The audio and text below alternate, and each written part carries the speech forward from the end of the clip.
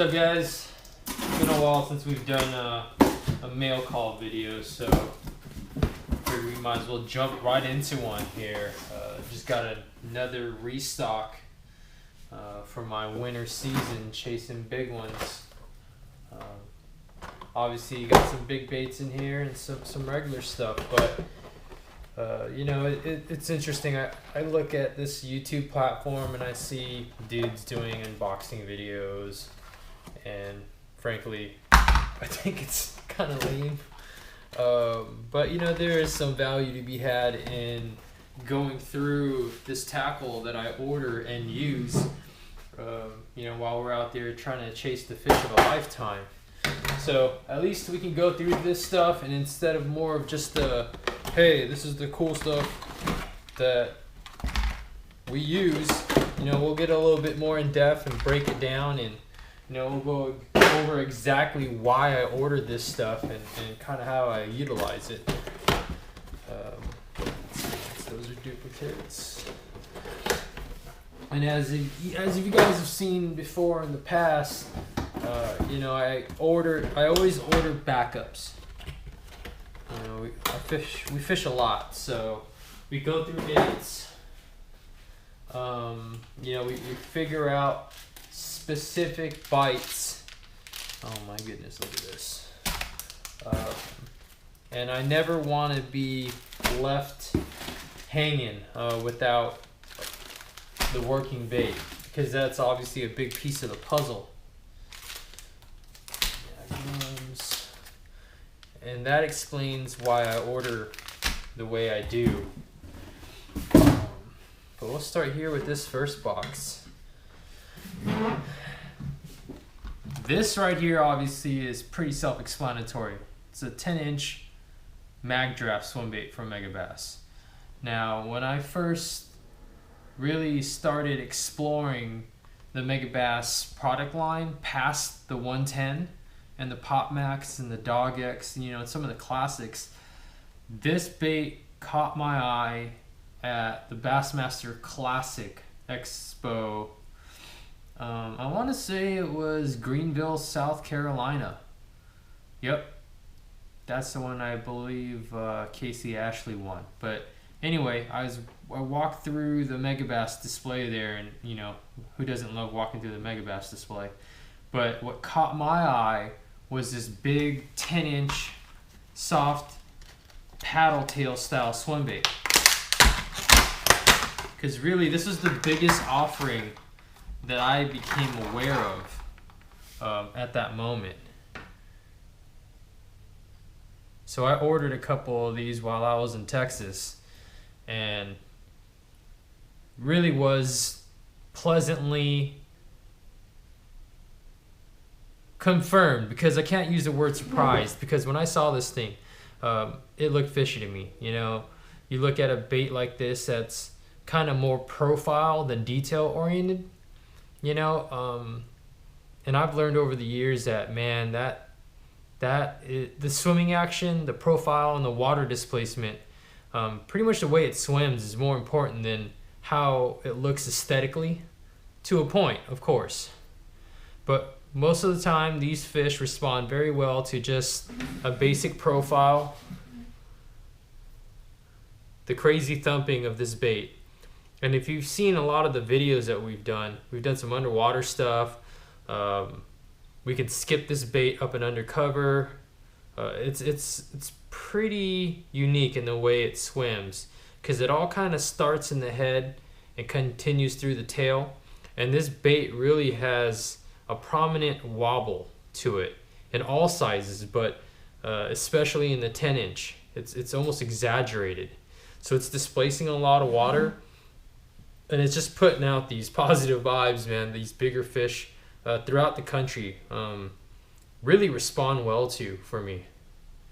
This is the albino whiteback shad color. And you might ask, well, that doesn't really look like a shad, or, you know, any bait fish in particular. Honestly, I frankly think that's one of the key strengths of this color pattern, because it kind of, you know, roughly imitates just about anything. You know, if you look at nature's design, When the fish is looking up towards the sky, all they're really seeing is a silhouette, a light colored belly to blend in with the light background of the sky, and usually a dark top. But when I'm fishing this bait, a lot of the times it's mid column or higher in the column, so they're not necessarily looking at it from a side profile or down below. At that point, I don't really think the color past the belly really matters beyond what they see from that roll. It's highly visible for us, so it makes it really easy to track, especially in like off-colored water. And you can really key in on your bait and then visually tune into any fish interest, followers, biters, and you'll see them coming a mile away in contrast to this beautiful color. I've done very well on that color everywhere. Largemouth eat it. The smallmouth we've caught on the 8-inch size, 6-inch sizes, and now muskie has shown an affinity for it. Now my other go-to color is a new color that came out, I want to say a year or two ago, but this is the nude trout. And it's got an interesting color pattern to it. It's kind of muted, and it's got greens and a little bit of orange in there with some pink pearl essence in the belly. But anywhere I'm fishing that has rainbow trout in it, I've grown a lot of confidence in this color.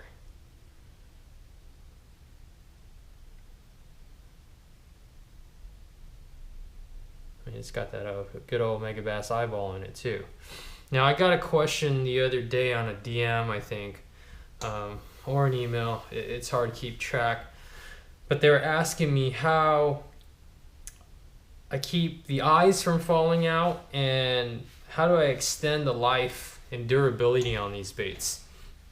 Okay, so we're gonna go over a couple of tips here.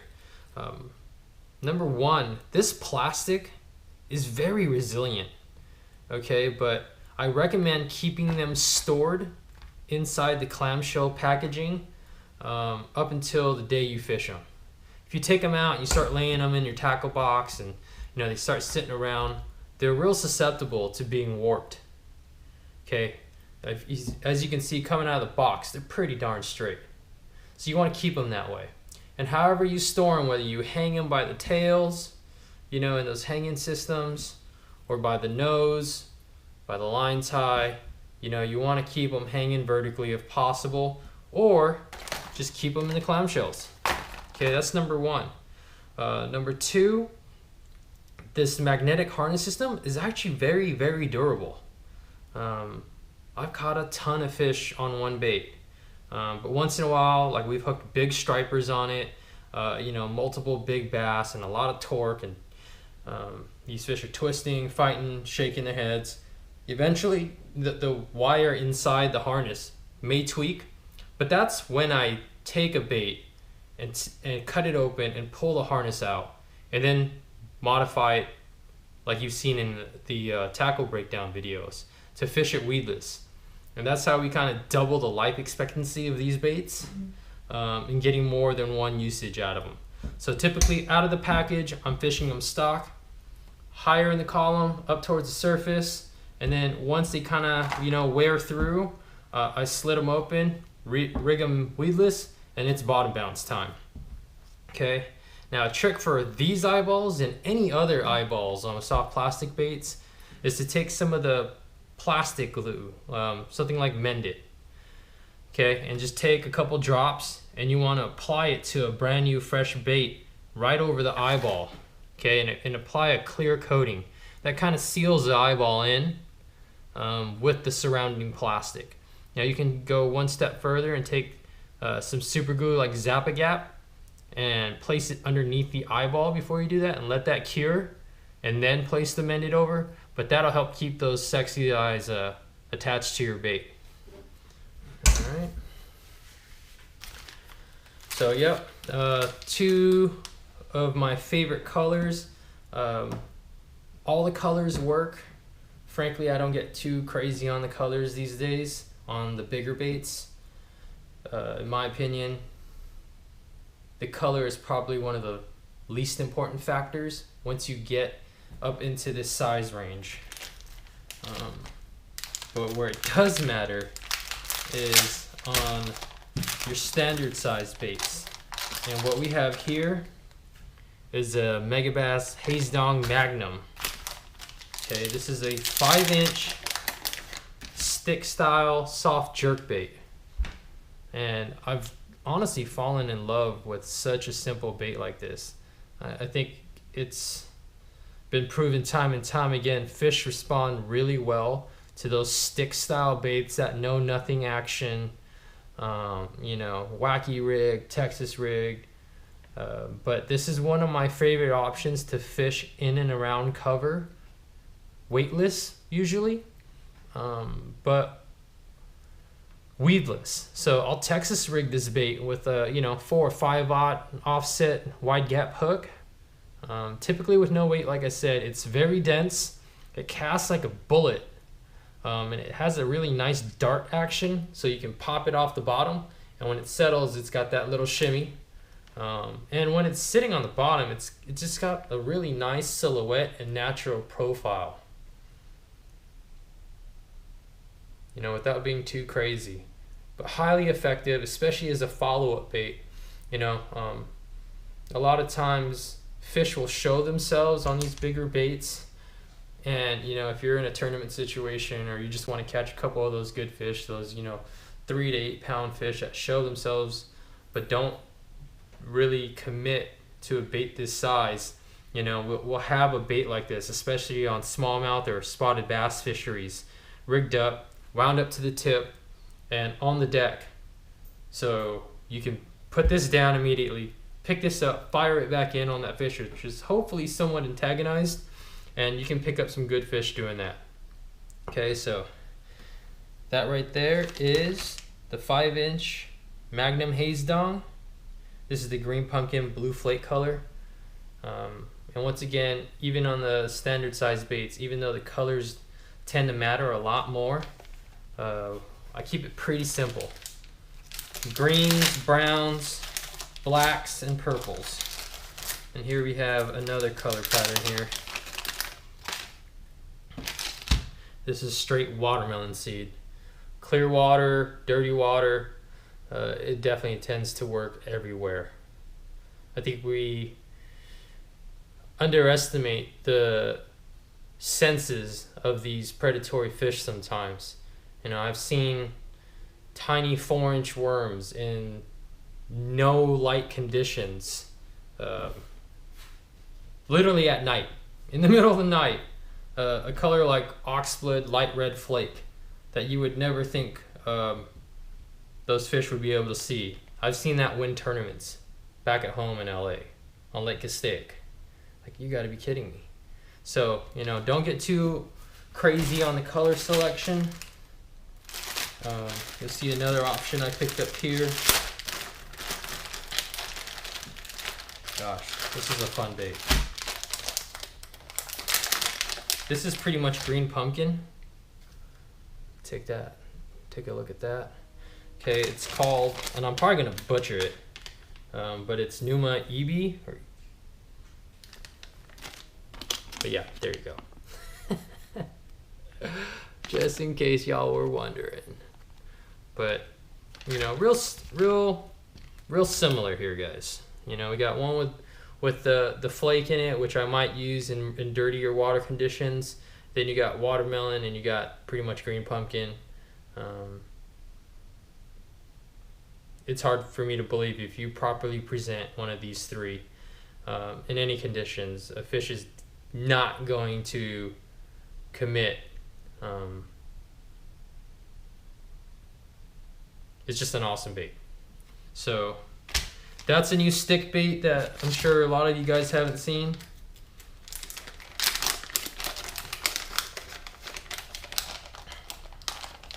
Good times, good times. I'm not gonna lie, it's always fun opening up packages, right? You know, as a kid, I used to go through the Bass Pro Shops catalog, and I'm talking, you know, back in the early 90s when there was no internet, literally. You know, I had a couple of local tackle shops, but of course their selections were limited.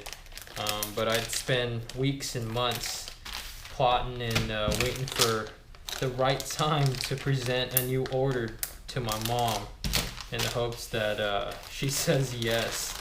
And that feeling, you know, I had anticipating that order coming in, man, it's still the same, even as a semi-grown man.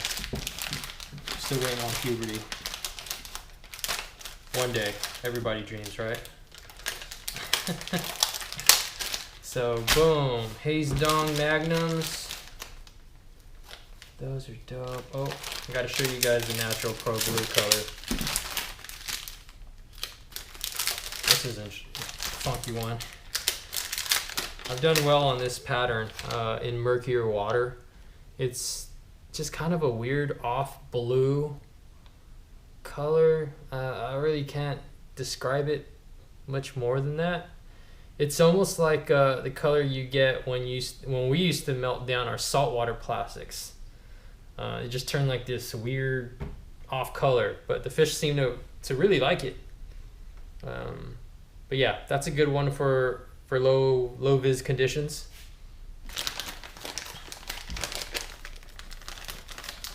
Oh, what do we have here? We got another sweet little soft plastic item from Megabass Japan. This bad boy right there is the cattle tongue. So check that out. Kind of, you know, another simple profile style bait. Flat sides, kind of. You know, it's kind of got a very unique silhouette and profile to it. You know, it's a little bit more than your basic plastic worm. Now this is something we can fish Texas rig with, weightless, but we've actually been fishing it on a drop shot. And sometimes we rig it in the nose, sometimes we rig it wacky, but it's a different offering. All right, and now we have the 8-inch Magdraft, which is at first, you know, somewhat of an intimidating bait for most. You know, an 8-inch bait is still a big bait in most cases. But really, when you pull out an 8-inch Magdraft and compare it hand in hand with a 10-inch, it's like, oh, crap, that perspective really changes things, right? So now you got a smaller profile bait, but it's still got good water displacement. It's got a really nice presence in the water.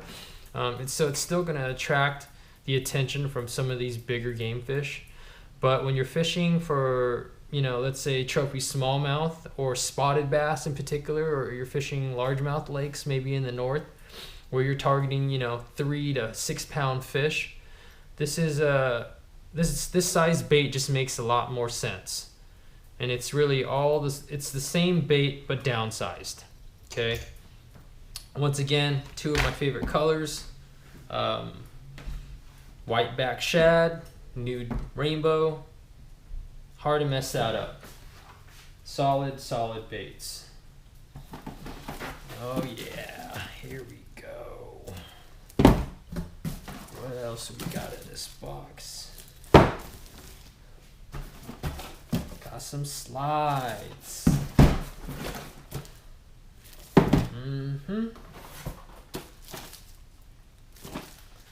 Now the glide bait has really taken off since probably 2012, 13. It's kind of when I was introduced to this kind of genre of bait, you know, and I've seen a lot of success on a multitude of different styles. But one that I feel is still underutilized is the Megabass eye slide. Now, this is kind of more of a twitch bait than your traditional glide bait. You know, you take most of these glide baits, especially the ones that are coming out of Japan like this eye slide is, and much of the action really stems from a steady retrieve and it causes the baits to kind of slalom in an S pattern. And I obviously saw the potential in applying that swimming style, but even right from the get-go, if you guys go back and watch like the beginning videos on the YouTube playlist and see how I'm fishing some of those early glide baits, I started experimenting with retrieves even with these, and you know, I had buddies that were like, hey man, like, what are you doing? Like, all you have to do is wind the bait in. And frankly, I'm one of those things that just kind of stuck in my head as a young angler. You know, I read Ronnie Kovac's Fishing in California series, and one of his early tips, even in the trout fishing book, was to mix up your retrieve. Always experiment with swimming, you know, even like a Castmaster or a rooster tail, different ways, because you can trigger fish to react solely on your retrieve cadence and rhythm. So when I started fishing, you know, some of the earlier glide baits, instead of just winding it in straight, just, you know, watching it do this, like really slow and methodical, I started kind of pulling it, twitching it, stop and go, making it pause, and really just breaking up that cadence. And as you guys have seen in the videos, man, I saw a lot of success doing that. So this bait kind of takes that whole concept to a whole nother level, right? And I've read some feedback from people that have tried to fish this bait kind of with that assumption that it should swim to its fullest potential on just a straight retrieve. And that's just not the case, man. That's just like going to the sporting goods store and buying a Spalding basketball and expecting to have you know, Stephen Curry or Kyrie Irving handles right out of the box. This bait is capable of so much, but it's totally dependent on direct feedback from you as an angler. Okay, and it's one of those baits that took me a couple of days straight on the water to really figure out and learn and really just experiment with it. Through experimentation, I found ways of fishing this style bait that have produced some incredible results for me, man. I've watched fish that kind of start shying away from your traditional glide bait, you know, that pretty much stop eating them, and I could get them to trigger because of the swimming capabilities of this bait. Okay, now first tip, right?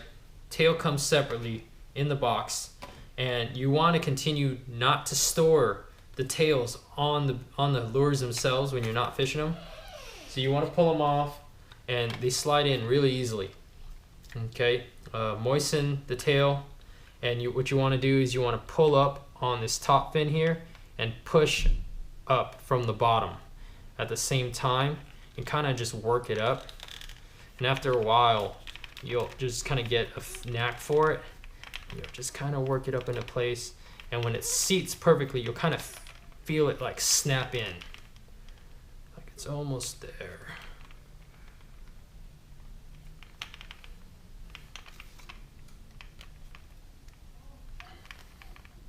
The tails are pretty resilient. You know, you can pull on them pretty good, but they are still plastic, so you do want to exercise some finesse there. Boom. You know, it should sit pretty much flush right in there.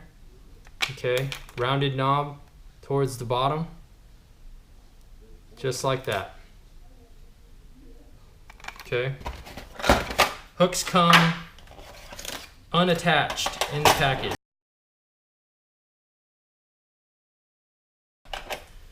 Now, I love the hooks that come on this bait. They come stock with the double split ring. You know, it creates a little bit more freedom of movement, so those fish have a harder time twisting off and using the bait as leverage. So get yourself a good set of split ring pliers, and they pop right on.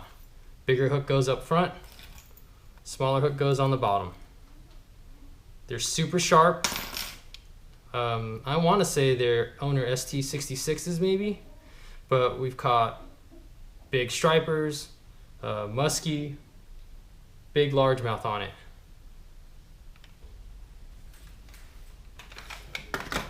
All right, here are a couple of the other color options that I like, right? That first one was the matte rainbow. Obviously, great choice when you're fishing in clear water rainbow trout stocked lakes. Not a whole lot of flash to it, no gloss, really muted color scheme here.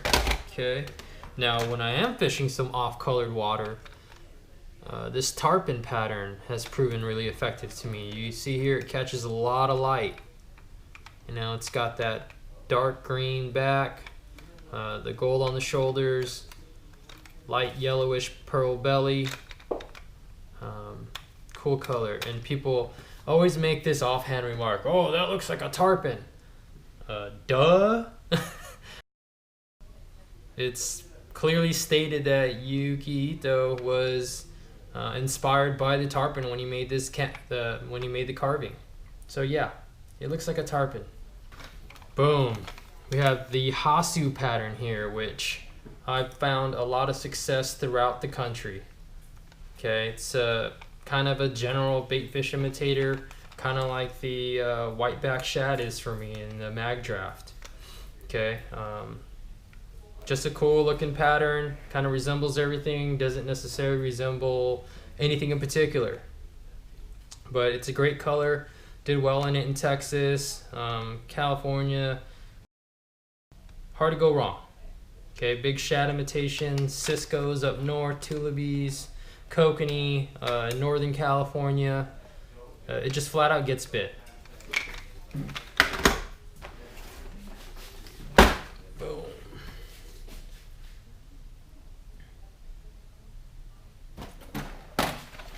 Alright, what else do we got here?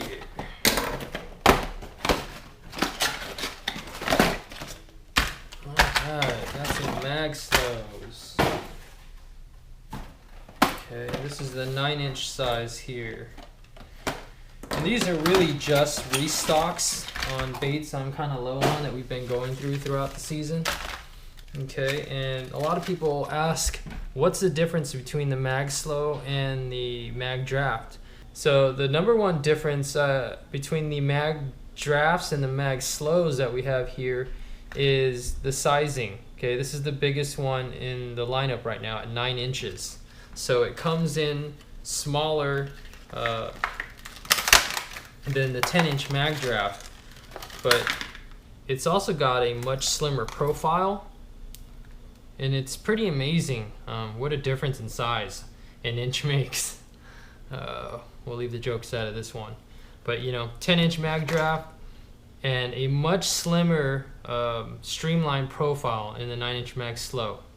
Okay, Mag Slow comes with a feathered treble hook, which for me it performs really well at slow speeds, but one of the attributes of this bait versus the Magdraft is if you replace this hook with a standard unfeathered treble, you can usually fish this thing at a much faster pace. It's got a wider range of swimming speeds that it's effective at. It won't blow out, you know, and turn upside down and spin and do crazy things if you try to pick up the pace. So if we're working down a bank trying to cover more water, or if I'm just trying to show them something different, because this bait also swims differently. Because of its body shape and the hydrodynamics at play, it doesn't have that pronounced body wobble. It's more of tail, and the head tracks pretty straight. You know, you can look at the Wire to Fish underwater videos and see how differently these, at first glance, similarly styled baits really swim. And, you know, depending on the conditions, you know, fish will respond to one over the other. So they're kind of both always on my boat deck.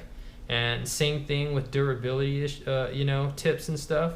You know, I fish them straight out of the package, mid column, high in the column. And after, you know, they start getting beat up a little bit, we'll slice them open and rig them weedless. This thing fishes extremely well on an owner beast hook. Bumping bottom, coming through cover, wood, grass, rocks, you name it. Another solid addition to the Megabass lineup here, and my big bait lineup, frankly. Very cool bait. This color here is the pearl shad color, you know, and it could be interpreted as a shad, but once again, I don't get too caught up in color schemes. Once you get up into this 8 to 10 inch size range, to me that kind of looks like a trout, kind of looks like a general bait fish, or what have you. These are all pearl shad, actually. Solid color.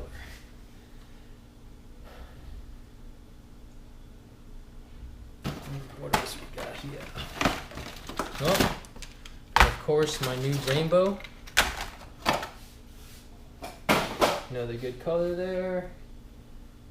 Alright, now it's time to kind of polish off the big bait selection here. This is a new bait for 2017 from Megabass. This is a 9-inch wake style crankdown bait. It's called a Garuda. Okay. I got to test this thing early this spring before it came public, and pleasantly surprised at the applications of this thing, because it effectively fishes up on the surface at the slowest of speeds with the rod tip up.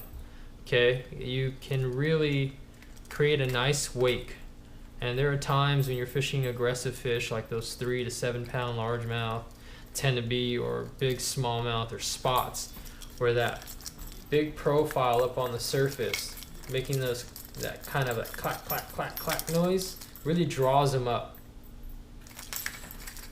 It's got that soft tail, real similar system to the I-slide. Once again, I really suggest not storing the tails on the bait when you're not fishing them. You'll get much more life out of them.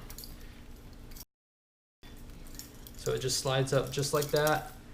Double split rings. Not sure exactly what kind of hooks these are, but they're solid. They're sticky, they're strong.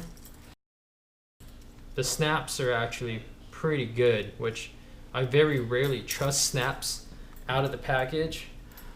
But what's also cool about this bait, besides waking it up on the surface, if you wind this thing at a steady clip, that big bill catches water really nicely, and I can consistently fish this thing down in the column. Depending on how long your cast is, your angle of retrieve, like where you keep your rod tip, and the type of line you're fishing, both whether it's fluoro and the diameter of the line itself. The smaller the line, the less drag, just like fishing a crankbait, and the deeper this thing's gonna go. Now that lip not only makes it swim down effectively in the water column, it actually deflects heavy cover extremely well. So I fish this thing exactly like I fish a deep 6 or a deep X300. This is just an oversized crankbait to me. You know, I apply it in many of the same scenarios. You gotta stretch a bank with a lot of timber and laydowns. Man, you'd be surprised at how well this bait comes through the gnarliest of cover. And the key there is to maintain a steady retrieve. It's when you start pausing and hesitating because you're scared of it snagging when it actually will hang up. Okay, so throw this past your target, big tree, big laydown. You know, I'm excited to get this thing back in a place like Toledo Bend or Lake Fork and really just go through there and bulldoze my way through that cover and create that deflection and create just, you know, straight up reaction bites, just like you would with the crank. Take all those principles that you know work so well fishing a crankbait and apply them on a bigger scale. Now this bait also has a couple of other unique features. If you notice the top of the head there, it's actually a groove that's got a magnet system. Okay, so what you can do there is you can take a frog hook and rig it through the nose and sit it right on top of the head in that groove. Now you got a top hook option. Haven't really seen that too much in most hard baits. And you guys will notice here under the chin is another eyelet. Well, you might ask, what's that for?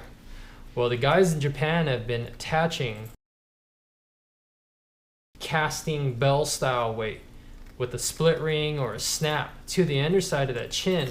And now instead of being a floater or a mid-column bait, you can sink it down to whatever depth that you want and really probe the depths and show those fish a bait, an action, a sound, and a presentation they haven't been accustomed to seeing before. You know, I'm talking 20, 30 feet. Frankly, you can fish it as deep as you want. You just got to let it sink down to depth. You know, and that it's going to kind of swim head down, but very, very unique application for a big bait. And also, and if you look carefully in the inside of the packaging here, what you'll find are some silencing strips.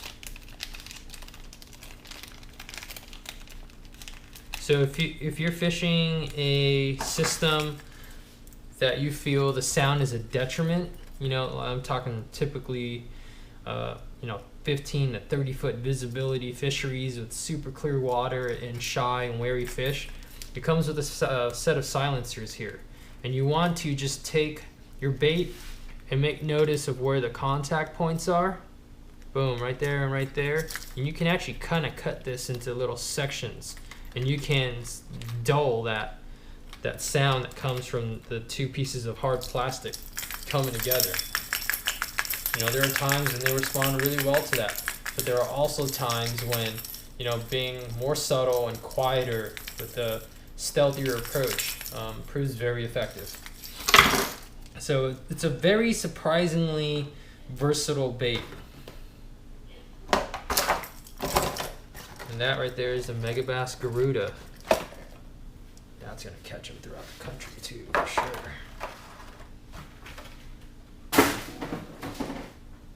Okay, what else do we got in this box of?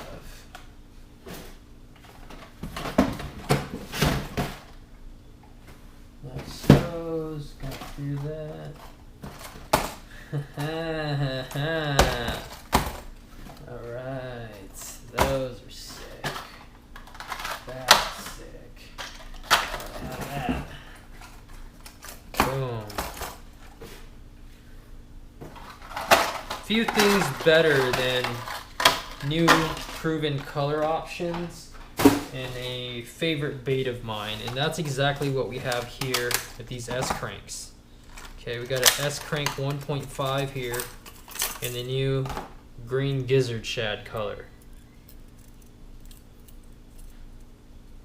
Awesome general bait fish imitation, especially in clear water situations.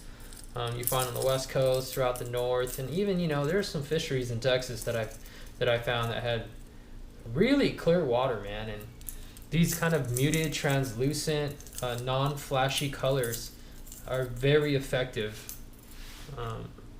in places that, you know, guys might be fishing something much gaudier and bright, like a black and chartreuse, or you know, something like a fire tiger, which I think sucks. But nice little additions to the lineup this year in the S crank here. And boom, look at this one, PM Gill.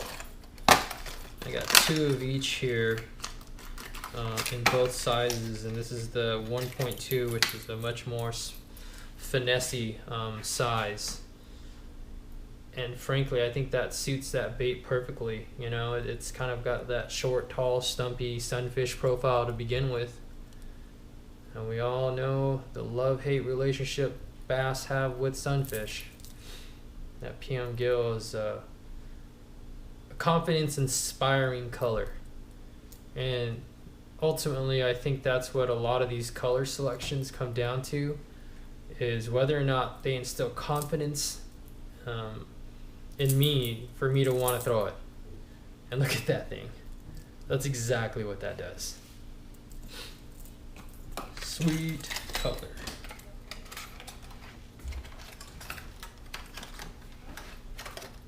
Alright, we're going to wrap this mail call video up with the level swimmer from Megabass here. Now, it's coming into the winter season. I'm going to be targeting some suspended fish depending on whether I'm fishing spotted bass or smallmouth or, you know, sometimes big largemouth. You know, you get those fish kind of out in open water in and around bait schools, and the spy bait technique can prove very, very effective. Now, people see a double prop bait typically and think topwater. Well, this thing, if you can actually see through this translucent body, is weighted pretty heavily. You know, it's half ounce in a small compact profile, and it's rated as a fast sinking model. So you can really count this bait down at depth very, very effectively. And once you begin your slow, steady, methodical retrieve typically with these things, you know, these blades start spinning and displacing quite a bit of water. And that water displacement is, in my opinion, key to triggering bites from these bigger fish. You know, they can really hone in with these, or they can really hone in on these baits with their lateral line. And most of the situations where I'm fishing these spy bait style baits are clear water. So I've ordered natural colors for the most part. You know, that's a matte Shinko. That first one I showed you here is the HT Hio, I think. Probably butchered that one too.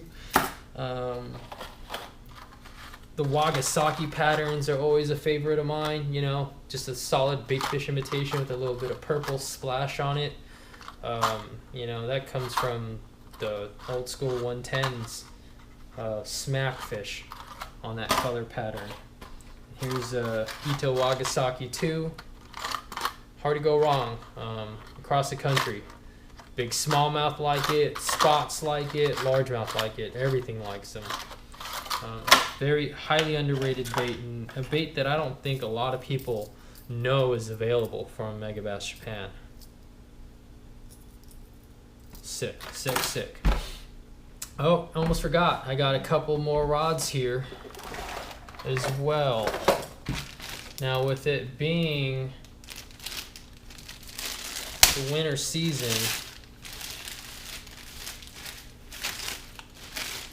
obviously, as you see on the table, the big bait becomes a very key part of my arsenal here.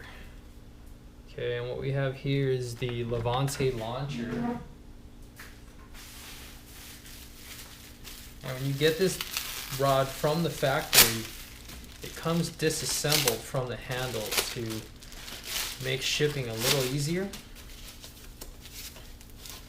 And it's super simple to set up here. So you take the handle segment, insert, line up your guides, and really just work it in. Boom. You got a fully assembled rod. Okay, so this is a 711 F5 cranking rod. Now, you might ask, oh, are you cranking in the winter? Like, yes, I'm definitely cranking in the winter.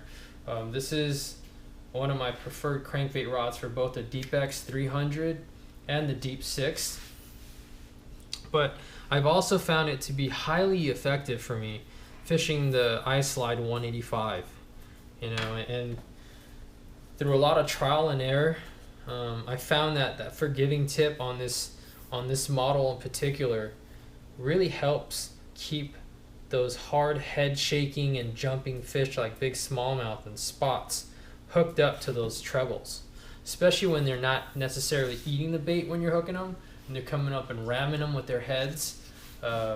This softer action rod has definitely upped my landing percentage versus the faster style rod that I'm typically using for largemouth fishing. But we've also caught some really nice largemouth on that rod with that same bait setup. So,